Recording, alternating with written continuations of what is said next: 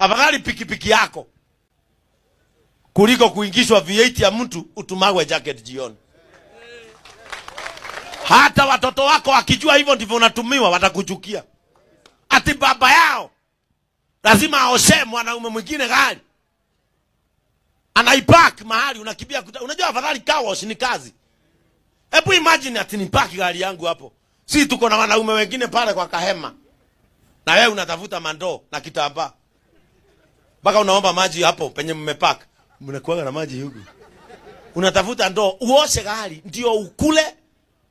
Ndio ukunywe na wale watu wanakutumiaga hivyo. Henda uchunguze uone hawawezi kupatia pesa utapeleka nyumbani. Najua mimi heli unitumie na unipatie pesa nitapeleka kwangu. Hao hawawezi.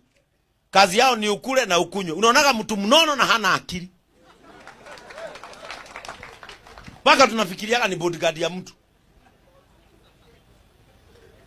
Wanasiwe sana. Sasa mimi leo hii baada ya kufanya kazi kwa bidii, mimi naweza nikaenda kugojea mtu amalize tuende nyumbani ndio aniweke kwangu. Mimi si hata saa hii nikimaliza kuhubiri hapa, ninawapea pesa ya sako na ingia gari yangu naenda shughuli zangu. Si ndio? Na ndio